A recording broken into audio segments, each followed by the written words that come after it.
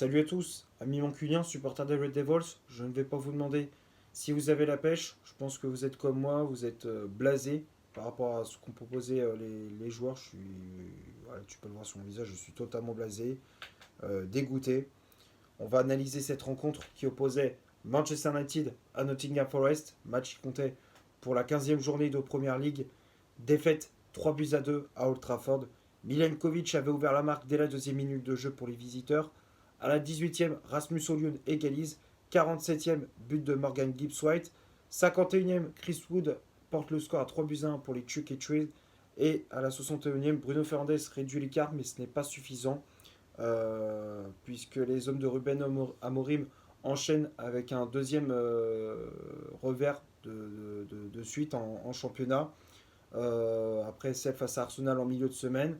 Le classement se affiche juste ici, donc on est toujours englué dans la deuxième partie de tableau. On avait l'opportunité de repasculer dans le top 10 de Première Ligue si on avait battu Nottingham Forest. Malheureusement, ce n'est pas le cas, donc on reste à cette triste 13e place. Ouais, c'est vrai que ça fait peur de voir United à ce niveau-là, à cet endroit du classement. C'est vrai que ça fait peur et c'est vraiment inquiétant pour la suite de la saison. Bon, on va parler de ce qui s'est passé durant ce match face à cette équipe de Nottingham Forest. Encore une fois, on a vu une prestation lamentable de notre équipe. Perdre 3 buts à 2 à domicile, c'est honteux. T'as pas le droit de faire ça. C'est interdit. T'as pas le droit de t'incliner face à une équipe comme Nottingham Forest. Alors on va me dire, ouais, ils sont 5e, 6e de Première Ligue. Je m'en fous, les gars. C'est un adversaire qui est normalement à ta portée. C'est prenable, Nottingham Forest.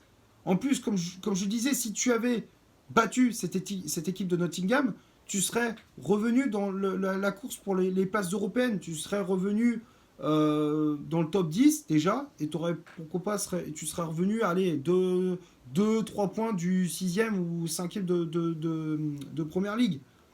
Mais non, maintenant tu tires une balle dans le pied, tout seul. L'entame de match, elle est catastrophique. Tu concèdes l'ouverture du score dès la deuxième minute. Comme face à Arsenal, contre Arsenal, tu perds 2-0. Les deux buts, c'est sur coup de pied arrêté. Et là, face à Nottingham Forest, bis repetita. Corner de la droite vers la gauche. Milenkovic qui reprend de la tête. Et je ne comprends pas le marquage des joueurs. Je ne comprends pas le positionnement des joueurs sur les coups de pied arrêtés. Martinez, tu sacrifies Lisandro Martinez sur cette action. Le mec, attends, tu sais très bien que Milenkovic, il fait quasiment 2 mètres. Et toi, tu me mets Lisandro Martinez qui fait il fait même pas 1m80 sur lui. Comment tu veux qu'il gagne son duel aérien? C'est pas lui qui doit être au marquage. Ça doit être Matthijs de Ligt. Je comprends pas comment dire, la répartition des rôles, la répartition des consignes sur les coups de pied arrêtés. Je comprends pas. Normalement, tu prends au marquage le joueur qui est à peu près le même gabarit que toi. Tu prends pas un mec qui fait. Toi, tu fais pas. Quand tu fais 1m90, tu prends pas un mec qui fait 1m60. Ou alors, je sais pas, tu prends le mec qui a à peu près le même gabarit que toi. Là, non. Ah non, Delirte a laissé le Martinez dans la merde. D'ailleurs, Delirte, il a fait un match de merde derrière. Il a été totalement à la ramasse. Il a perdu tous ses duels. Il était très très vite dépassé. On voyait à chaque fois, dès qu'un joueur de Nottingham mettait un coup d'accélérateur, il était totalement aux fraises. Delirte, il était vraiment mauvais dans ce match. Donc dès la deuxième minute, Nottingham mène 1-0. Malgré le but encaissé, tu essayes de réagir. Tu as des occasions avec Garnacho, Bruno Fernandes ou encore Rasmus Højlund. Malheureusement, ça manque de précision dans la finition. Mais à force de pousser, tu es récompensé de tes efforts. À la 18e, grâce à Rasmus Højlund, sur une belle passe de Manuel Ugarte, Garnacho est lancé dans la profondeur. Tu vois qu'il était bien positionné entre les lignes. Malheureusement, il perd son face-à-face à Matt Sells. Et Højlund, qui avait bien suivi l'action, n'avait plus qu'à pousser ce ballon dans le but vide. Donc, égalisation des Red Devils. Un partout. Donc là, tu te dis, c'est bien, United se rattrape de ce début de match raté. Bon, ils vont essayer de mettre un deuxième but. Malheureusement, c'est pas le cas. Tu as des occasions sur coup de pied arrêté avec Bruno Fernandes. Malheureusement, ça passe pas. Donc à la mi-temps, un partout. Et la deuxième période, les gars, le début de la deuxième période surtout, elle est apocalyptique. elle est catastrophique. Je vous jure, on n'était vraiment pas dedans. On mettait pas un pied devant l'autre. 47e minute, but de Morgan Gibbs-White sur une perte de balle dans ton camp. Bruno Fernandes qui fait une passe de merde pour les Euro. C'est récupéré et Gibbs-White à l'entrée de la surface qui marque trop facilement. Trop facilement. Je suis désolé, mais André Onana, sur cette action, il doit l'arrêter. Comment il fait pour laisser, laisser passer cette frappe? Comment il fait pour s'encaisser ce genre de but? Jamais tu dois t'encaisser un but de ce genre-là. Jamais. Là, et en plus, tu le vois sur l'action, il est pas sur ses appuis. Il est pas sur ses appuis, il est à moitié par terre, il est à moitié couché. Déjà, dès que Gibbs-White avait déclenché sa frappe, il est à moitié par terre. Non, je suis désolé, il doit être solide sur ses appuis. Là, normalement, il doit l'arrêter. La frappe de Gibbs-White, elle est facile à arrêter, celle-là. Donc, ça fait but pour les Chuck et Trees, donc ils repassent devant au tableau d'affichage. 2 buts à 1. Et puis à la 54e, 3 buts à 1. Le but, je ne comprends pas. Un centre venant de la droite. Et Chris Wood qui reprend ce ballon au second poteau. Onana, il sort pas de ses cages. Deuxième erreur. Hein. Deuxième erreur. 5 minutes à avoir fait une première erreur. Il en fait une deuxième. Il sort pas. Et Martinez, il n'y a pas de communication même avec Martinez hein, qui a voulu faire un sauvetage sur ligne. Et malheureusement, il n'a pas communiqué avec Onana. 3 buts à 1. Donc là, United coule totalement dans ce début de deuxième période. Ruben Amorim, pardon, pourquoi je dis n'importe quoi. Ruben Amorim, pardon, a fait des changements avec les entrées de Noussair Mazraoui à la place de Lenny Yoro, l'entrée de Maguire derrière pour apporter un peu plus de stabilité sur les phases défensives, l'entrée de Rashford ou encore de Mason Mount. Défensivement, c'est bien, c'était mieux. Hein, on voyait l'entrée de Mazraoui et de Maguire, elle nous a fait vraiment du bien. Derrière, ça nous a fait du bien. Mais offensivement, Rashford et Mount, ça n'a pas fait l'affaire. Et puis même Zirkzee qui est rentré un peu plus tard, ça n'a pas du tout fonctionné. Même si on réduit le score à la 61e grâce à Bruno Fernandes, sur un très bon travail d'Amad Diallo sur le côté droit, qui percute cette défense de Nottingham. Il rentre dans la surface. Il résiste malgré tout au duel des défenseurs des Chuck E. Cheese. Et l'Ivoirien qui sert en retrait, Bruno Fernandes, qui déclenche une frappe sans contrôle. C'est bien joué de la part du Portugais, mais voilà, United s'incline malgré tout, 3 buts à 2. Ce n'est pas suffisant pour arracher le point du nul. Donc voilà, United retombe de nouveau dans ses travers. Maintenant, on va passer à la composition d'équipe que Ruben Amorim a alignée pour ce match. Le 11 de départ se fiche juste ici, donc l'entraîneur portugais qui a aligné son fameux 3-4-3. On commence à être habitué avec le portugais. Donc dans les cages, c'était le Camerounais André Onana. La défense à 3, à droite, c'était le Français Lenny Yoro qui faisait sa première titularisation. Il jouait son premier match en tant que titulaire. Il avait joué face à Arsenal, mais il était rentré en cours de match.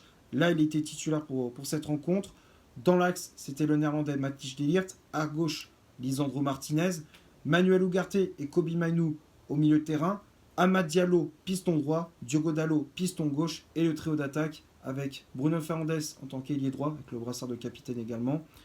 À gauche, Alejandro Garnacho. Et en pointe, le Danois Rasmus Højlund. Les changements effectués par l'entraîneur des Red Devils. Donc on a vu l'entrée de Noussair Mazraoui à la place de Lenny Yoro. L'entrée d'Harry Maguire à la place de Matthijs de Ligt. Mason Mount qui est rentré au milieu de terrain à la place de Bruno Fernandes. Marcus Rashford à la place d'Alejandro Garnacho. Et pour finir, l'entrée de Joshua Zirkzee à la place de Manuel Ugarte. Que dire sur cette compo j'ai pas trop compris le choix de Ruben Amorim de mettre Lenny Yoro à la place de Noussair Mazraoui. Il a fait la même erreur que face à Arsenal. Il n'avait pas fait démarrer Amad Diallo. Il n'avait pas mis Amad Diallo titulaire d'entrée face à Arsenal. Après, il s'est rendu compte de son erreur. Il l'a fait rentrer en cours de match. Et d'ailleurs, il avait fait une bonne entrée.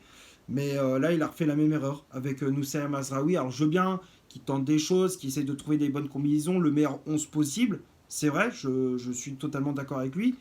Mais quand tu vois qu'il y a des choses qui marchent plutôt bien, tu vois, mettre par exemple Mazraoui dans cette défense à 3 qui est plutôt bon depuis que Ruben Amorim est arrivé, tu vois, dans cette défense à 3, il fait plutôt bien le job, il est même très très bon. Je ne comprends pas pourquoi tu te prives de Mazraoui. Ça, je ne comprends pas. Pourtant, il fait de bonnes prestations. Alors peut-être il y a eu un pépin physique, je ne sais pas. Peut-être c'est pour le préserver. Je ne sais pas, mais en tout cas, c'est dommage de se priver de Mazraoui dès le départ. Parce on a vu dès qu'il est rentré, il a apporté cette stabilité, cette agressivité qui manquait vraiment dans cette défense à 3. L'entrée de Maguire aussi qui a fait du bien derrière. L'entrée d'Harry Maguire qui a apporté un peu plus de solidité, un peu plus d'impact physique dans les duels. Maguire, il nous a fait du bien, il faut le dire. Et après le reste, ouais, les autres changements, on pensait que ça allait changer avec Rashford, Zirkzee, même Mason Mount. Ça n'a rien changé du tout. Franchement, ça a été vraiment décevant. Donc voilà, des petits choix un petit peu incompréhensibles de Ruben Amorim, mais après, j'en veux pas, tu vois. Honnêtement, j'en veux pas du tout. C'est deux, trois petits choix, bon, que je critique, mais c'est pas trop méchant, tu vois. C'est pas une critique vraiment acerbe ou négative pour l'entraîneur portugais. On va passer maintenant du côté des statistiques de cette rencontre. On va commencer par Manchester United. Les Red Devils ont eu 71% de possession de balle, 12 tirs effectués, dont 7 cadrés pour les hommes de Ruben Amorim. 601 passes au total, dont 528 de réussis. 47 duels gagnés, 10 fautes commises, aucun arrêt effectué du gardien. 5 corners obtenus, 23 centres effectués, 13 tacles réussis. Et du côté de Nottingham Forest, 29% de possession de balle, 7 tirs effectués, dont 3 cadrés, dont 3 buts. 242 passes au total, dont 158 de réussis. 50 duels gagnés, 11 fautes commises, 5 arrêts effectués par le gardien, 3 corners obtenus, 7 centres effectués, 16 tacles réussis. Donc quand on regarde les statistiques, alors oui, United a eu la possession de balle, mais dans les occasions, Nottingham Forest a été beaucoup plus réaliste que nous. Ils ont fait preuve d'efficacité. Ils ont eu une possession de balle très faible, mais dans les contre-attaques, dans les phases offensives, ils étaient plus tranchants, plus efficaces. Voilà, ils ont su faire la différence, contrairement à nous. Quand on avait le ballon, après, on ne savait plus trop quoi faire. On était en panne d'inspiration, en manque de créativité, en manque d'imagination. Ouais, c'est quand même, c'est quand même un problème à régler pour Ruben Amorim. Onana, il a fait aucun arrêt. On l'a bien vu, 0 arrêt effectué, 3 buts encaissés, pas efficace du tout. Voilà, je n'ai pas grand chose à rajouter pour les statistiques. On va finir la vidéo sur les tops et les flops de ce match. Comme d'habitude, je les affiche juste ici. J'ai seulement 4 joueurs que je mettrai dans les tops. Le premier, c'est Manuel Ugarte. Le milieu uruguayen, pour moi, fait un très bon match. Il a mis beaucoup d'agressivité, il a gagné beaucoup de duels, il a gratté énormément de ballons dans l'entrejeu. C'est le seul qui est, pour moi, sort du lot. Il a fait une très bonne prestation, il a vraiment mis de l'agressivité, il avait de la grinta. Il est à l'origine du but de Rasmus Højlund, c'est lui qui fait la passe pour aller rendre Garnacho. Donc ouais, Ugarte qui a fait un bon match. Bruno Fernandes aussi qui n'a pas été mauvais, qui a été buteur, c'est lui qui s'est créé le plus de danger offensivement pour United. Ça a été le joueur le plus dangereux. Alors c'est vrai qu'il est un peu fautif aussi sur le but de Gibbs White parce que c'est lui qui perd la balle, mais après c'est vrai que c'est globalement il marque aussi. Enfin il est le deuxième buteur pour United dans ce match. Donc Fernandes, je le mets quand même dans les tops. Il n'a pas fait un mauvais match. J'ai mis puis les remplaçants, Mazraoui et Maguire. C'est les 4 seuls joueurs que je sortirai du lot pour ce match. Mazraoui, comme je disais, a fait une bonne entrée, Maguire également. Mais le reste, c'est que des flops. Onana, catastrophique, faut le dire. André Onana a fait un match catastrophique. Les 2 buts, c'est pour lui. Surtout le but de Gibbs White et de Chris Wood, normalement, jamais il doit s'encaisser ces 2 buts-là. Jamais. Normalement, sur le premier, il doit l'arrêter. Et le deuxième, il doit sortir. Malheureusement, il fait tout l'inverse. Après la défense à 3, Lenny Yoro, Matij Delirte, Martinez, les 3 je mets dans les flops. Lenny Yoro qui a fait un match assez moyen. Alors il a gagné quand même quelques duels, mais c'est vraiment insuffisant. Voilà, il manque un petit peu d'agressivité, il manque un peu de caractère. Bon après, il n'était pas, on l'a un peu, envoyé un peu au casse-pipe. Tu vois, pour moi il n'était pas dans de bonnes conditions, il n'était pas vraiment prêt Donc ouais, pour moi, c'était pas encore le bon moment de le lancer, tu vois, en tant que titulaire. Pourquoi pas le faire rentrer en cours de match? Il aurait dû faire ça, il aurait dû démarrer Mazraoui et après le faire faire rentrer Lignerot en cours de match comme il a fait face à Arsenal. Mais c'est vrai qu'en tant que titulaire, ouais, ça a été très compliqué pour le jeune français. Donc c'est pour ça que j'ai mis dans les flops. Mathis Délire catastrophique derrière, comme je disais, il a raté tous ses duels, il manquait d'agressivité, il était totalement dépassé par les événements à chaque fois. Délire, c'est pour ça que je l'ai mis dans les flops. Martinez pareil. Pourtant, ces derniers temps, il était plutôt bon, le défenseur argentin. Mais là, non, il est totalement passé au travers. C'est dommage pour l'Argentin. Après, Mainou, je l'ai mis dans les flops également. Kobe Mainou qui n'a pas fait un bon match. Moi, j'ai trouvé que, ok, il peut faire des différences dans les petits périmètres, les petits espaces. On connaît sa qualité technique.